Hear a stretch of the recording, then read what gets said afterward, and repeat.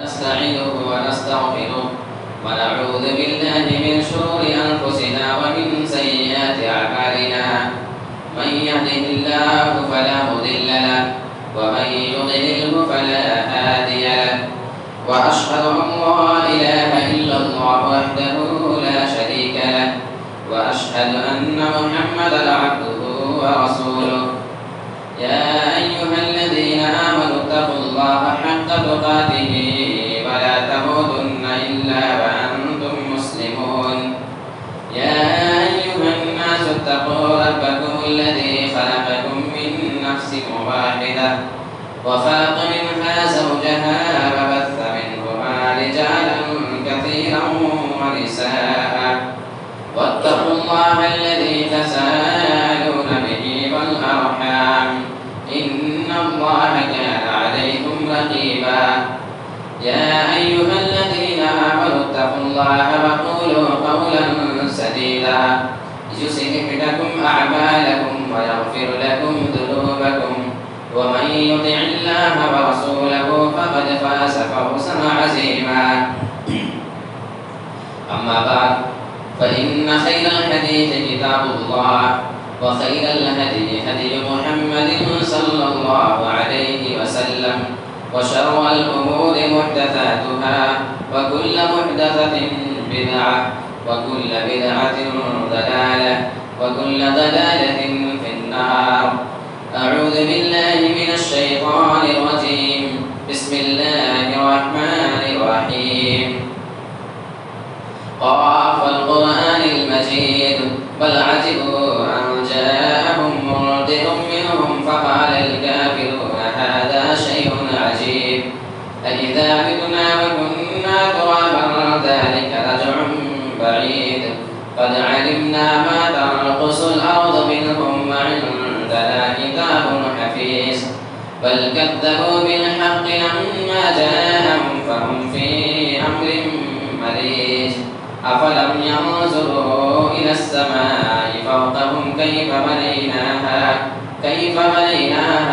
وزيناها وما لها من فروج والأرض مددناها وألقينا فيها رواسي وأنبتنا فيها من كل زوج بهيج تبصرة وذكرى لكل عبد منيب ونزلنا من السماء ماء مباركا فأنبتنا به جنات وحب الحصيد والنخل باسقات لها طلع نضيد رزقا للعباد وأحيينا به بلدة ميتا وكذلك الخروج كذبت قبلهم قوم نوح وأصحاب الرس وثمود وعاد وفرعون وإخوان لوط وأصحاب الأيكة وقوم تبع كل كذب الرسل فحق وعيد أفعينا بالخلق الأول بل هم في لبس من خلق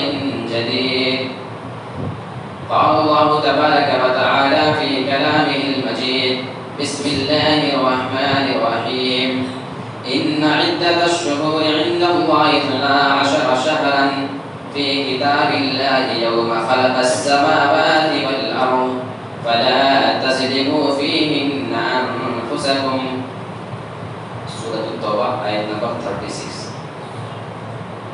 تمام طرح کی تعریف اللہ رب العالمین کی جلال و سیوا ہے جس نے ہمیں اور آپ کو ایک کے بعد ایک عظیم مہینے نصیب فرمائے ان میں نیکیوں کا مقام بڑھایا ویسے تو اللہ رب العالمین نے پورے کے پورے 12 مہینے بنائے ہیں لیکن ان 12 مہینوں میں اللہ رب العالمین نے 4 مہینوں کو حرمت والا مہینہ قرار دیا ہے وہ مقدس مہینے ہیں بابرکت مہینے ہیں ایک تو رمضان ہے رمضان کو آپ چھوڑ دیجئے اس کی فضیلت سب سے زیادہ ہے لیکن رمضان کو چھوڑ کر باقی اور 4 مہینے ہیں جن کو اللہ رب العالمین نے حرمت والا قرار دیا ہے مقدس اور پاکیزہ مہینہ قرار دیا ہے اور ہم اور آپ ابھی جس مہینے کے اندر عربی کیلنڈر کے حساب سے چاند کے حساب سے محرم کی 6ویں تاریخ آج ہے. یہ جو محرم کا مہینہ ہے اللہ رب العالمین نے اس مہینے میں نیکیوں کا مقام اور زیادہ بڑھا دیا ہے. اللہ کے رسول صلی اللہ علیہ وسلم کی حدیث ہے کہ رمضان کے مہینے کے بعد افضل الصیام بعد رمضان شہر اللہ المحرم، کہ رمضان کے بعد اگر کسی مہینے میں روزہ رکھنا سب سے افضل ہے، سب سے بہتر ہے، تو وہ اللہ رب العالمین کا مہینہ یہ محرم کا مہینہ ہے. اور عربی کیلنڈر کے حساب سے یہ پہلا سال ہے. اس میں انسان جتنا روزے رکھ سکے اتنا روزے رکھنے کی کوشش کرے. لیکن خاص طور سے آپ جب حدیث اٹھا کر کے دیکھیں گے تو آپ کو یوم عاشورہ کی روزے کی فضیلت الگ سے معلوم ہوگی. یوم عاشورہ کیا ہوتا ہے؟ عاشورہ یہ عربی میں 10 کے معنی میں آتا ہے، یعنی محرم کی جو 10ویں تاریخ ہوتی ہے اس کو یوم عاشورہ یعنی عاشورہ کا دن کہا جاتا ہے. ایک غلط فہمی جو اکثر مسلمانوں کے ذہن میں ہوتی ہے وہ پہلے دور ہو جائے کہ جیسے 10 محرم کے دن ہم دیکھتے ہیں کہ ہمارے شیعہ بھائی اس دن ماتم کرتے ہیں، نوحہ کرتے ہیں. آپ نے دیکھا اشعار اور تعزیہ یہ سارا جو کام کیا جاتا ہے 10 محرم کو کیا جاتا ہے. محرم کی 10ویں تاریخ آج 6 تاریخ ہے، 4 دن کے بعد. اور اسی دن اللہ کے رسول صلی اللہ علیہ وسلم نے روزہ رکھنے کی فضیلت بیان کی ہے. اس کی فضیلت اللہ کے رسول صلی اللہ علیہ وسلم نے بیان فرمائی کہ یہ پچھلے 1 سال کے گناہ کو معاف کروا دیتا ہے، اس کا کفارہ بن جاتا ہے. 1 سال کا گناہ اس ایک دن کی روزے سے ختم ہو جاتا ہے. تو بہت سے مسلمان جو اس دن خود روزہ رکھے ہوئے ہوتے ہیں اور اسی دن جب وہ دیکھتے ہیں کہ شیعہ لوگ ماتم کر رہے ہیں، یہ محرم کا مہینہ منا رہے ہیں، 10 محرم کو ان کا یہ سب سے زیادہ شروع ہوتا ہے. تو اکثر لوگ جو نہیں جانتے وہ سمجھتے ہیں کہ ہمارے اس روزے کا تعلق ان کے اسی چیز سے ہے. حضرت حسین رضی اللہ تعالیٰ عنہ کی جو شہادت ہے جو وہ ماتم کر رہے ہیں اسی سے کچھ ریلیٹڈ ہے، ایسی کوئی بات نہیں ہے. یعنی ہمارے اس روزے رکھنے کا تعلق 10 محرم کو ان کے ماتم سے، ان کے نوحہ سے، ان کے خرافات سے جو کچھ کو اس دن کام کرتے ہیں اس سے سرے سے کوئی لینا دینا ہے ہی نہیں. بس وہ ایک اتفاق ہے کہ 10 محرم کو حضرت حسین رضی اللہ تعالیٰ عنہ کی شہادت ہوئی اور جو کچھ کارنامے شیعہ لوگوں نے کیا اس کی پاداش بھی اپنے آپ کو ماتم کرتے ہیں. اور 10 محرم ہی کو یہ روزہ اللہ کے رسول صلی اللہ علیہ وسلم نے بتایا. ابھی وہ چیز انشاءاللہ آگے آئے گی. تو پہلے آپ یہ سمجھ لیں کہ ان کے اس ماتم سے، شیعوں کے اس عمل سے ہمارے اس دن روزہ رکھنے کا کوئی تعلق نہیں ہے. ہم کسی اور وجہ سے روزہ رکھتے ہیں اور وہ کسی اور وجہ سے ماتم کرتے ہیں، نوحہ کرتے ہیں اور اس طریقے سے وہ تعزیہ وغیرہ نکالتے ہیں. اب یہ اللہ رب العالمین نے قرآن مجید کے اندر جن 4 مہینوں کا ذکر کیا ہے جن کو حرمت والا قرار دیا ہے، سورہ توبہ کی آیت نمبر 36 اس کو دیکھ لیتے ہیں. ان عدت الشہور عند اللہ 12 شہرا، اللہ رب العالمین کے نزدیک مہینوں کی تعداد 12 ہے. یعنی عربی کیلنڈر کے حساب سے بھی 12 مہینے ہوا کرتے ہیں.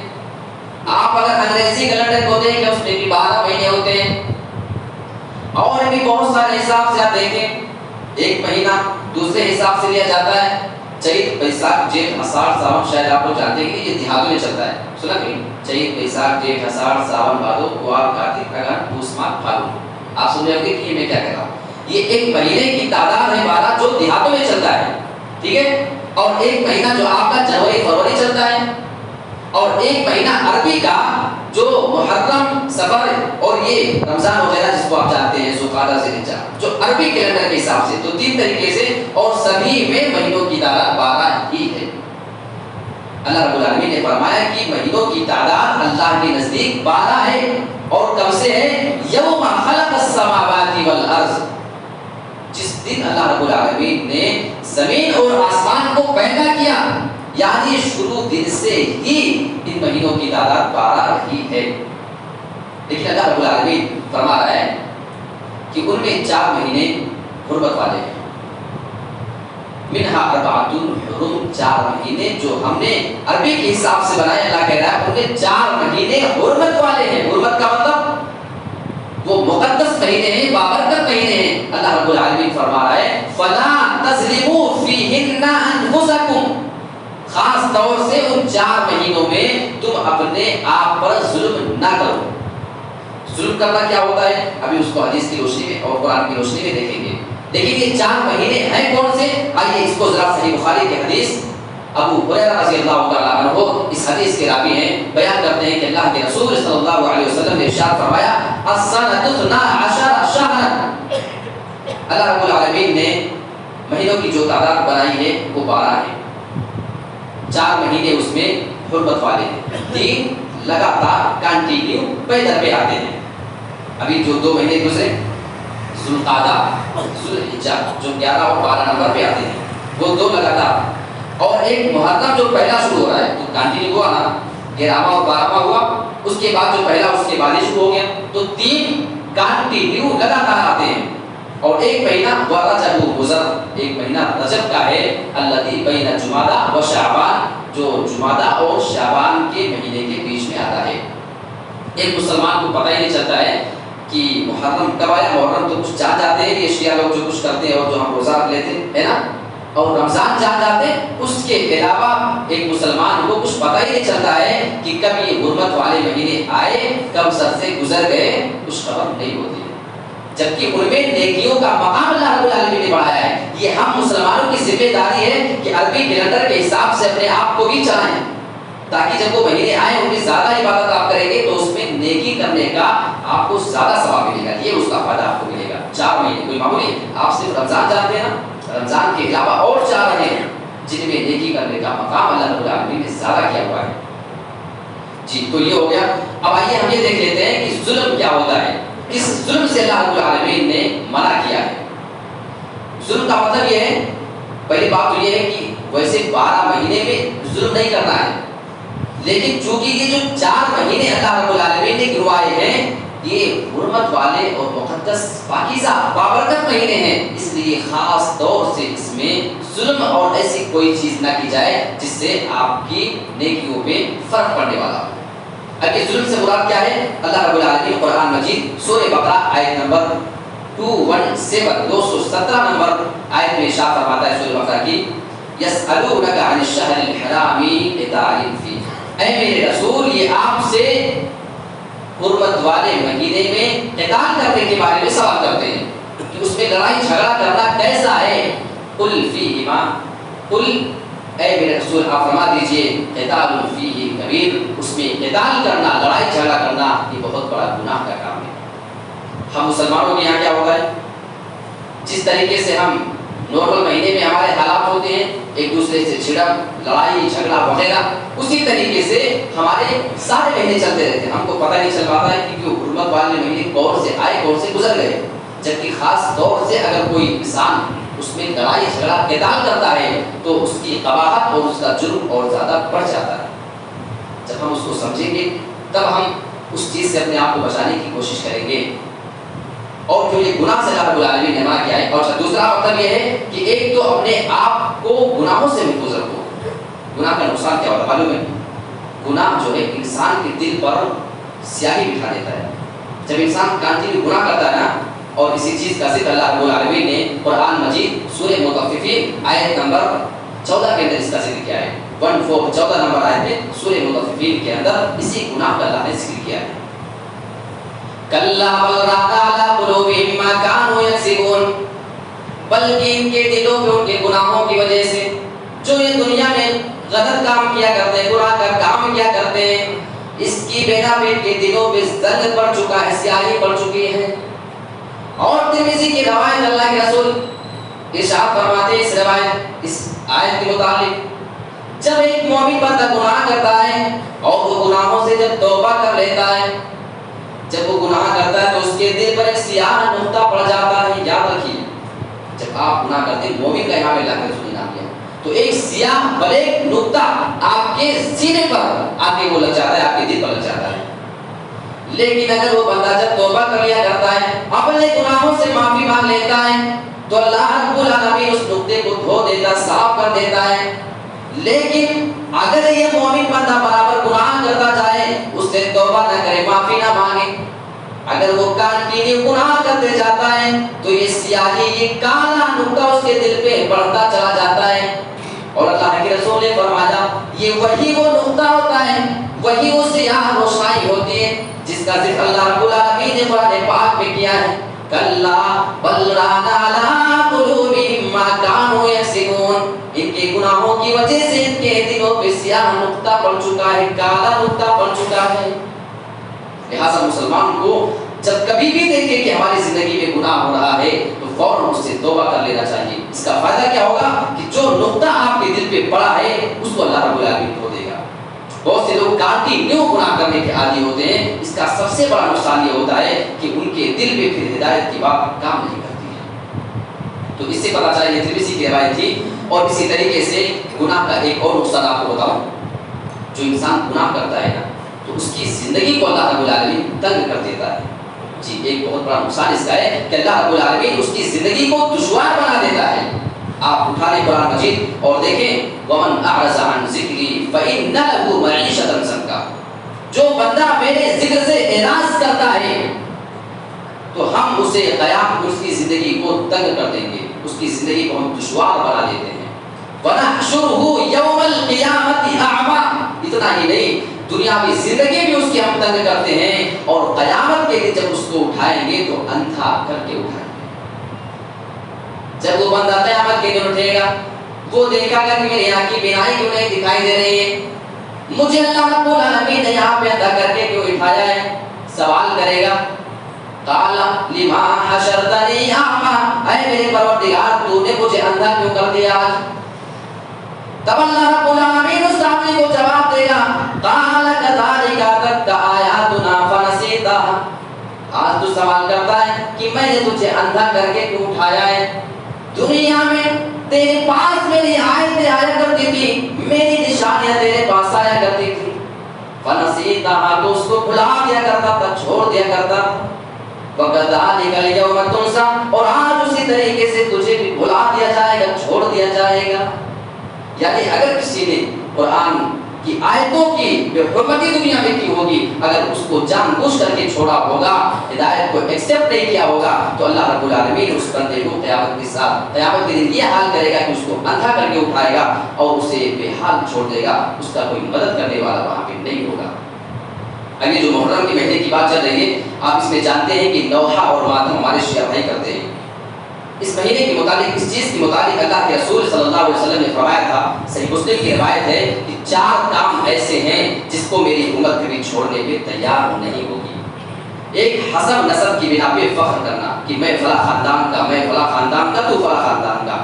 یہ وہ کام ہے جس کو ہماری امت چھوڑے گی نہیں، اس کے درمیان یہ چیز آئی جائے گی. آج آپ دیکھ لیں اگر کوئی نیچی کیٹیگری سے کوئی تعلق رکھتا ہے تو اس کو لوگ تانا دیا کرتے ہیں. اس معاملے میں کتنے ہمارے سامنے کیا ہوتا ہے جو اس برادری کا حصہ کا ہے. میرے پیارے ساتھیوں، اللہ رب العالمین نے یہ ساری چیزیں صرف پہچان کے لیے بنائی ہیں. اس سے کوئی فرق نہیں پڑتا کہ آپ کسی اونچی برادری سے تعلق رکھتے ہیں، کوئی کسی نچلے برادری سے تعلق رکھتا ہے، بلکہ اللہ رب العالمین کے نزدیک صرف اور صرف انسان کے دل کا تقویٰ دیکھا جاتا ہے. صرف اللہ رب العالمین نے ایک پہچان کے لیے بنا دیا ہے کہ یہ فلاں کیٹیگری ہے تاکہ پہچان ہو سکے. اس سے کسی کے مقام اور مرتبے میں کوئی فرق نہیں پڑتا ہے.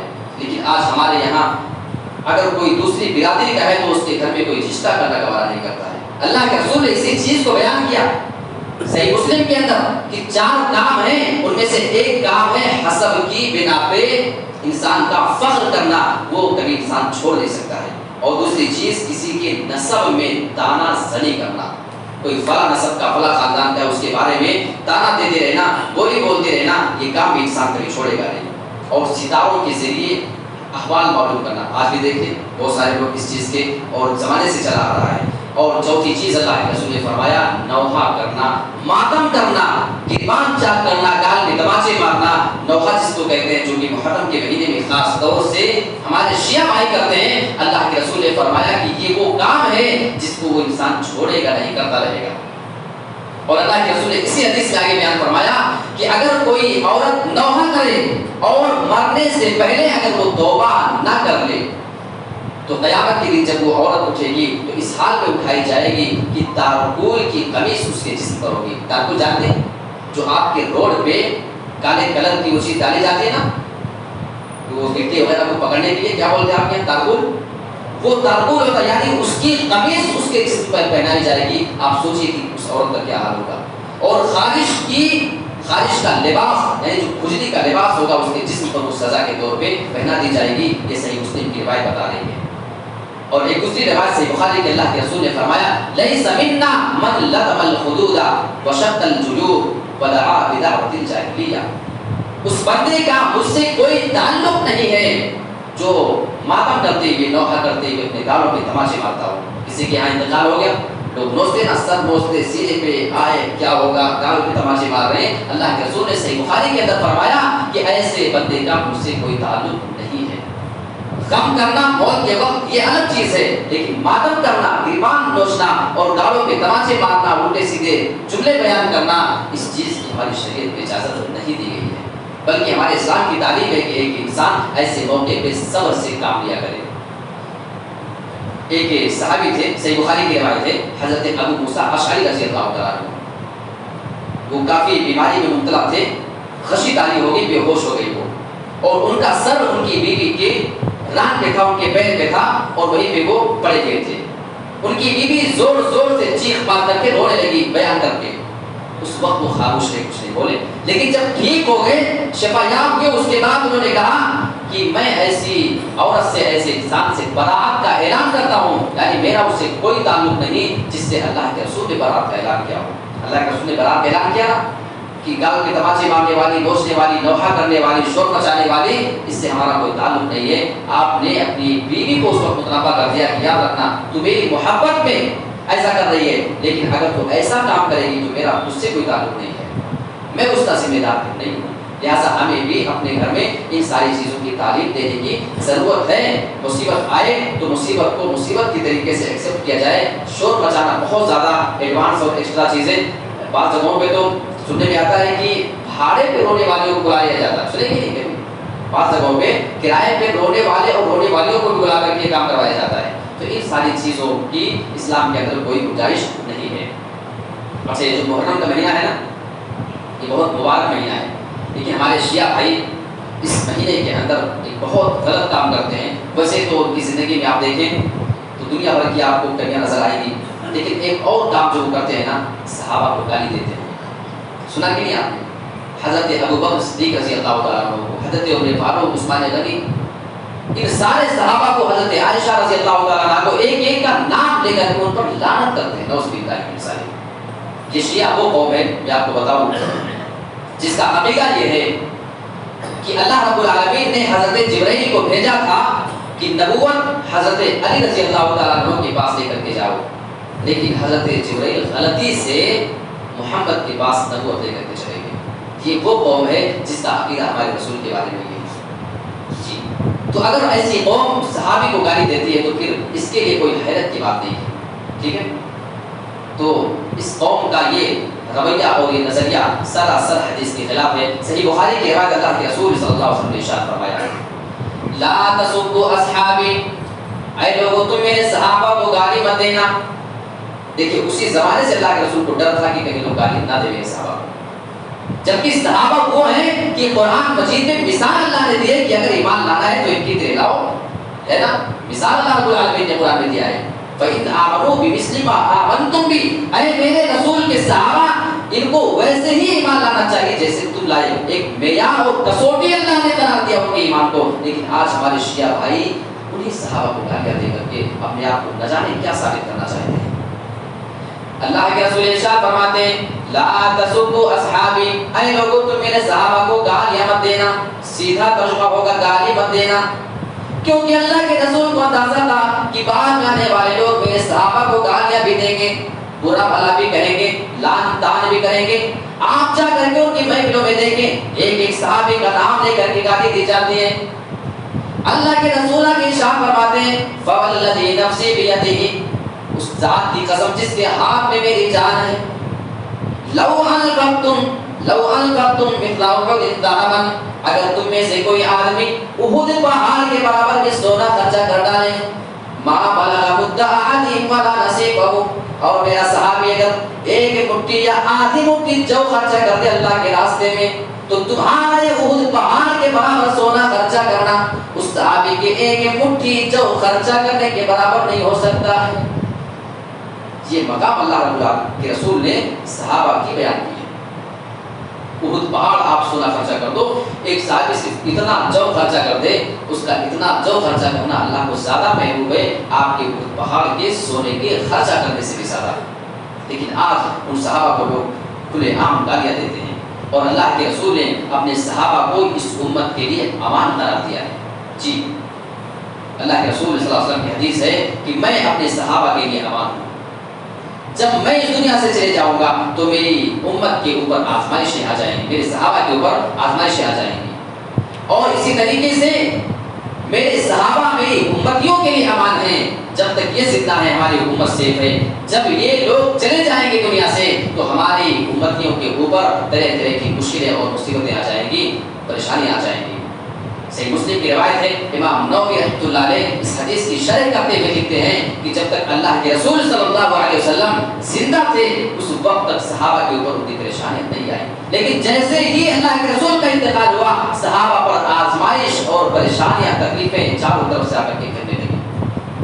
اسی طریقے سے جب تک صحابہ اس دنیا میں تھے مسلمان بدعات اور خرافات سے محفوظ تھے. جیسے صحابہ اس دنیا سے رخصت ہو گئے اس قوم کے اوپر, اس امت کے اوپر تمام طرح کی آزمائشیں, یہاں آزمائش سے مراد کفر, شرک, بدعات, خرافات, ان ساری چیزوں نے آ کر کے ان کے درمیان اپنا بسیرا ڈال دیا. جب تک صحابہ تھے ان ساری چیزوں سے سیفٹی تھی, ان کے جانے کے بعد ان ساری چیزوں کا دروازہ کھل گیا تو وہ ہمارے لیے ایک طریقے سے امان تھے. اللہ کے رسول صلی اللہ علیہ وسلم نے صحابہ کی یہ فضیلت بیان کی ہے. اور بھی آپ دیکھیں حدیث کی روشنی میں ایک صحابی فضیلت آپ دیکھنا چاہیں, ایک صحابی کو اگر صحیح بخاری کی حدیث کی روشنی میں آپ مقام دیکھنا چاہیں, ترازو کا دو پلہ آپ لے لیجیے, ترازو کے ایک پلڑے پر ایک صحابی کو رکھ دیا جائے اور ایک صحابی کے مقابلے میں دوسرے پلڑے میں دنیا کے سارے انسانوں کو لا کر کے رکھ دیا جائے رسول کے بعد. اب جتنے بھی صحابی کو چھوڑ کر کے ان کے بعد آئے اور ہیں اور قیامت تک آتے رہیں گے, ان کو دوسرے پلڑے پہ رکھ دیا جائے اور مقام اور مرتبے کی بات کی جائے کہ ایک صحابی زیادہ بھاری ہے یا یہ سارے لوگ زیادہ بھاری ہیں, تو ایک صحابی کا مقام اور مرتبہ یہ ہے کہ اس کے ترازو کا پلڑا جھک جائے گا, وہ وزنی ہو جائے گا اور سارے لوگ ان کے سامنے ہلکے نظر آئیں گے. ظاہر سی بات ہے اگر تم سارے لوگ مل کر احد پہاڑ کے برابر سونا خرچہ کرو, احد پہاڑ آپ نے دیکھا بھاری ہے, اور ایک صحابی اتنا سا جو دے دے کتنے روپے کا ہوگا, 2-4 روپے کا نا, اور وہ احد پہاڑ کا سونا کتنے کا آپ تو گر بھی نہیں سکتے کتنے کا ہو جائے گا. اس کے برابر ہم لوگ خرچہ کر دیں پھر بھی وہ صحابی کا اتنا والا زیادہ ہے. اس سے پتہ چلا کہ دنیا کے سارے امام, سارے پیر, سارے عالم علماء, دنیا کے جتنے بڑے بڑے دگج فقیر جتنے سب کو ملا لو, صحابی کے مقابلے میں ان کی اوقات ایک مٹھی جو کے بھی برابر نہیں ہے. اور بہت سارے لوگ پتہ نہیں کیسے ان لوگوں کو نبی کے مقابلے ملا کر کے کھڑا کر دیتے ہیں, جبکہ ایک صحابی کے مقابلے میں پوری دنیا والے مل کر کے ایک مٹھی جو کے برابر نہیں ہو سکتے. یہ ہمارا عقیدہ ہونا چاہیے. پھر کسی کو رسول کے مقابلے میں, جب صحابی کے مقابلے میں نہیں کھڑا کر سکتے تو رسول کے مقابلے میں کھڑا کرنا یہ ایک انسان اس کی گستاخی کیسے کر سکتا ہے. اور صحابہ کے مقام کو آپ اگر دیکھنا چاہیں تو حدیثوں کے مطابق, کیونکہ دیکھیے اس محرم میں صحابہ کے بارے میں بات کرنا بہت ضروری ہے. شاید کسی بندے کو ان کے مقام اور مرتبے کے بارے میں اعتبار ہو جائے حدیثیں سن کر کے اور اپنے غلط کام سے وہ باز آ جائے. اللہ کے رسول صلی اللہ علیہ وسلم نے ایک بار ان سے سوال کیا گیا کہ اے اللہ کے رسول سب سے بہترین کون لوگ ہیں. صحیح بخاری کی روایت ہے. اللہ کے رسول نے فرمایا قرنی, جو میرا زمانہ ہے یہ سب سے بہترین زمانہ ہے. پوچھا کہ اللہ کے رسول اس کے بعد, اللہ کے رسول نے فرمایا ثم الذین یلونہم ثم الذین یلونہم, پھر جو اس سے ملا ہوا زمانہ اس کے بعد ہوگا وہ اور بہتر, پھر اس کے بعد آنے والا زمانہ بہتر, اس کے بعد جیسے جیسے زمانے گزرتے جائیں گے اس کی فضیلت میں کمی آتی جائے گی. یعنی جو رسول سے جتنا ملا ہوا زمانہ ہے وہ اتنا زیادہ افضل زمانہ ہے. آنے والا ہر زمانہ اس سے اور زیادہ برا ہوتا جائے گا. آپ دیکھ لیں ہر آئے دن بدعات, خرافات, تمام طرح کی چیزیں آج مسلمانوں کی سماج اور معاشرے میں گھر کرتی چلی جاتی ہیں. ایک صحابی رسول کے بارے میں آپ کو بتاؤں، ابو طلحہ انصاری رضی اللہ تعالیٰ عنہ۔ صحابہ کی فضیلت کتنی کیوں ہے جانتے ہیں؟ صحابہ نیکی کرنے کے کسی معاملے کو چھوڑتے نہیں تھے، یہ ان کی سب سے بڑی کوالٹی تھی۔ ان کی اوقات ہو نہ ہو، کرنے کی استطاعت ہو نہ ہو، لیکن وہ اپنے آپ کو تیار کر لیتے تھے۔ حضرت ابو ہریرہ رضی اللہ تعالیٰ عنہ کہتے ہیں، صحیح بخاری اور صحیح مسلم کی روایت ہے، ایک آدمی آیا اللہ کے رسول کے پاس، کہنے لگا اے اللہ کے رسول، میں بہت بھوکا آدمی ہوں، بھوک بہت شدت کی لگی ہے۔ اللہ کے رسول جناب محمد رسول اعلان کرتے ہیں، ان کے صحابہ وہیں پہ موجود تھے، اے میرے ساتھیوں تم میں سے کون آدمی اس کو کھانا کھلانے کو تیار ہے؟ جو آدمی اس کو کھانا کھلائے گا میں اس کے لیے برکت کی دعا دیتا ہوں، اللہ رب العالمین اس آدمی کے اوپر رحم فرمائے گا۔ اتنا سننا تھا، ایک صحابی کھڑے ہوتے ہیں، نام ان کا ابو طلحہ انصاری رضی اللہ تعالیٰ عنہ، کھڑے ہوتے ہیں، کہنے لگے اللہ کے رسول آپ کا یہ مہمان آج ہمارے ذمے ہے، میں اس آدمی کو اپنے گھر لے کر جاتا ہوں، کھانا کھلاؤں گا، رات بھر اپنے گھر پہ اس کو رکھوں گا، یہ آپ کا مہمان نہیں بلکہ ہمارا مہمان سمجھیے۔ آپ ان کا نام سننے کے بعد یہ سوچتے ہوں گے وہ سارے صحابہ میں سب سے زیادہ امیر آدمی رہے ہوں گے، کیونکہ ہمارے یہاں تو یہی مزاج ہے، اگر کوئی دور کا مسافر آ جائے، کھانے کی اس کو ضرورت پڑ جائے، ایک دوسرے کا سارے لوگ چہرہ دیکھنے لگتے ہیں۔ لوگ یہ سوچتے ہیں کہ جو آدمی سب سے مالدار ہوگا وہ اس کو کھانا کھلائے گا۔ میرے پیارے ساتھیوں، صحابہ کی زندگی سے سیکھنا چاہیے۔ وہ صحابی رسول کھڑے ہوتے ہیں، اپنے گھر پر لے کر گئے، مہمان کو باہر بٹھایا، گھر میں جاتے اپنی بیوی کے پاس، کہنے لگے دیکھو اللہ کے رسول کا ایک مہمان ہمارے پاس آیا ہوا ہے، ہمیں اس کا کھانا کھلانا ہے، اس کی دیکھ ریکھ کرنا، اس کی حفاظت کی ذمہ داری ہماری آج ہے۔ بیوی نے کہا میرے پیارے شوہر آپ مہمان تو لے آئے لیکن اس کی مہمان نوازی کے لیے گھر میں ہے کیا؟ کھانا صرف اتنا ہے کہ ہم اور بچے کھا لیے، بس مہمان کے لیے نہیں ہے، اور اگر مہمان کو دے دیا کھانا تو اگر مہمان اگر زیادہ کھا گیا بھوکا ہے تو یاد رکھنا کہ آپ کے بچے بھوکے رہ جائیں گے، ہم سب بھوکے رہ جائیں گے۔ انہوں نے کہا میری بیوی تم فکر مت کرنا، جب میرا مہمان اندر آئے گا دسترخوان پہ بٹھا دوں گا تو بس ایک کام تم کر دینا، چراغ کسی بہانے سے تم بجھا دینا، باقی کا کام میں سنبھال لوں گا۔ جا کر کے اپنے مہمان کو اندر لاتے ہیں، مہمان کو لا کر کے دسترخوان پر بٹھا دیا، کھانا لا کر کے سامنے رکھ دیا گیا۔ ان کی بیوی موقع پہ اٹھتی ہے، چراغ بجھا دیتی ہے، خود پلیٹ لے کر کے اپنے مہمان کے سامنے بیٹھتے ہیں، کھانا نکال کر کے مہمان کے پلیٹ میں دے دیا، لیکن اپنا پلیٹ وہ کھانے سے خالی رکھیں، اپنے پلیٹ میں کوئی کھانا نہیں نکالا، کیونکہ کھانا سے مہمان ہی کے کھانے کا ہے۔ لیکن مہمان کو کہیں اندازہ نہ ہو جائے کہ میرا میزبان یہاں پہ کھانا میرے ساتھ کیوں نہیں کھا رہا ہے، چراغ بجھ چکا ہے، اندھیری رات ہے، لیکن اتنا تو پتا چلے گا نا کہ وہ کھانا کے لیے بیٹھ کر میرے سامنے۔ وہ صحابی رسول اپنے مہمان کو یہ باور کرا رہے تھے، دکھا رہے تھے، لقمہ پلیٹ میں لے جا رہے تھے، ہاتھ اپنا پلیٹ میں لے کر جاتے، لیکن پلیٹ میں کھانے پینے کی کوئی چیز نہیں، مہمان کو دکھانے کے لیے پلیٹ میں ہاتھ لے کر جاتے، اپنے منہ تک لے کر جاتے، پھر پلیٹ میں پھر ہاتھ میں، اس طریقے سے وہ مہمان کو دکھا رہے کہ میں بھی کھانا کھا رہا ہوں۔ اور کھانا وغیرہ کھا کر کے جب اٹھے باہر چلے گئے، پھر اپنا بعد میں معاملہ کلیئر ہوا، لیکن مہمان کو کھانا کھلایا خود بھوکا رہ گیا، یہ صحابہ کا کام ہوا کرتا تھا۔ آج ہمارے یہاں ایک مسافر آ جائے اور کہیں پتہ چل جائے کہ کھانا نہیں کھائے ہیں تو چپ چاپ سارے لوگ بیچارے باہر نکل جائیں گے، کہیں اس کے لیے کھانے کا انتظام نہ کرنا پڑے۔ میرے پیارے ساتھیوں، صحابہ کی ایک ایک زندگی کے ایک ایک پہلو کو دیکھیں، ہمارے اور آپ کے لیے نصیحت کی چیزیں نظر آئیں گی۔ آئیے عاشورہ کے روزے کے متعلق، محرم کے مہینے میں یہ صحابہ کے بارے میں بات رکھنا ضروری تھا۔ اب جو عاشورہ کا روزہ میں نے پہلے ذکر کیا، یوم عاشورہ 10 محرم والے دن کو کہتے ہیں، محرم کی جو 10ویں تاریخ آئے گی اس کو عاشورہ کا دن کہا جاتا ہے، ٹھیک ہے۔ تو اس کے روزے کے بارے میں اللہ کے رسول صلی اللہ علیہ وسلم سے سوال کیا گیا۔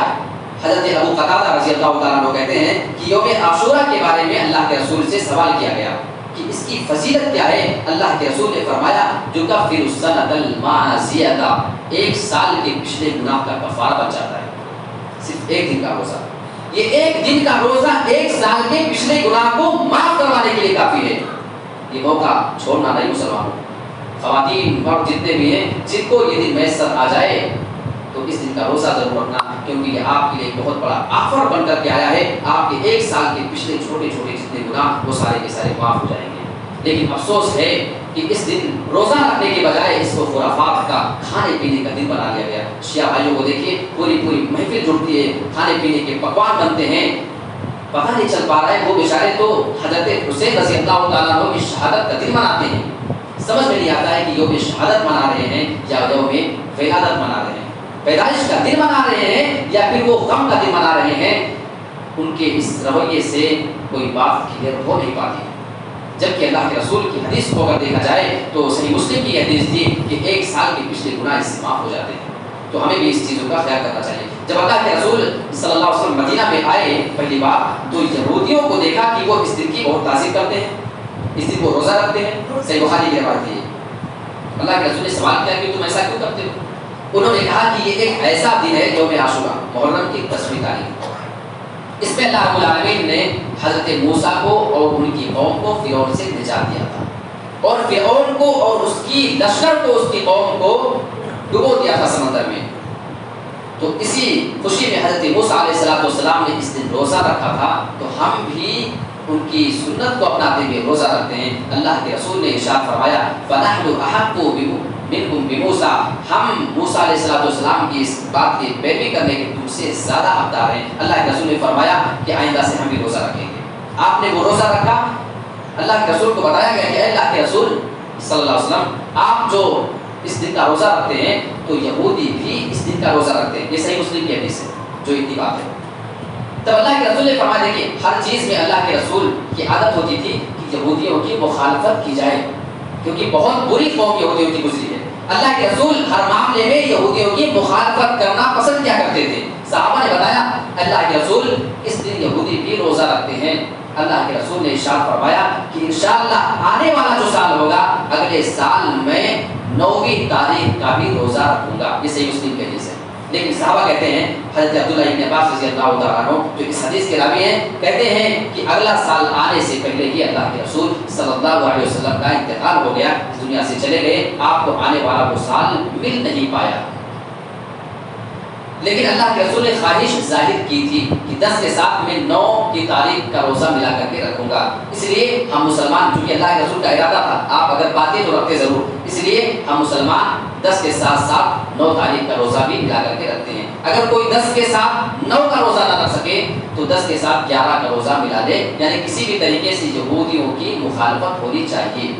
اس حدیث سے ایک بہت بڑا مسئلہ بتاؤں جو ثابت ہوتا ہے، صحیح مسلم کی حدیث ہے. اللہ کے رسول نے کیا فرمایا تھا؟ انشاءاللہ میں آنے والے سال 9ویں تاریخ کا بھی روزہ رکھوں گا. آپ کو لگ رہا تھا کہ میں رہوں گا اور رکھوں گا روزہ، لیکن اللہ کے رسول کو پتہ ہی نہیں تھا کہ میرا انتقال ہو جائے گا اس سے پہلے. اس سے یہ پتہ چلتا ہے کہ اللہ کے رسول عالم الغیب نہیں تھے.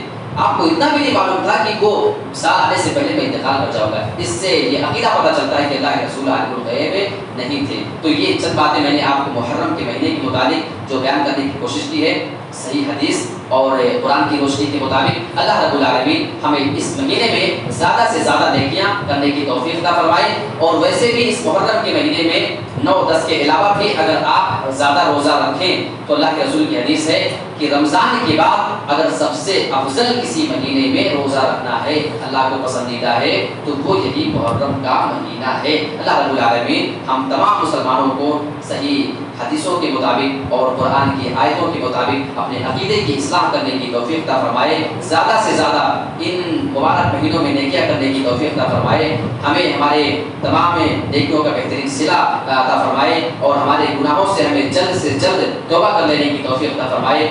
اے اللہ رب العالمین ہمیں سے جو مقروض ہیں تو ان کی قرض کی ادائیگی کا کوئی انتظام کر دے. جو ہمیں سے بیمار ہیں تو ان کی دوا میں شفائے کاملہ عاجلہ عطا فرما. ان کی اس بیماری سے تو انہیں نجات دے دے. جو ہمیں سے جج اس دنیا سے جا چکے ہیں اے اللہ رب العالمین تو ان کی بشری گردشوں کو معاف فرما کر ان کی قبر کو جنت کی کیاریوں میں سے کیاری بنا دے. آمین. تقبل یا رب العالمین. وآخر دعوانا الحمد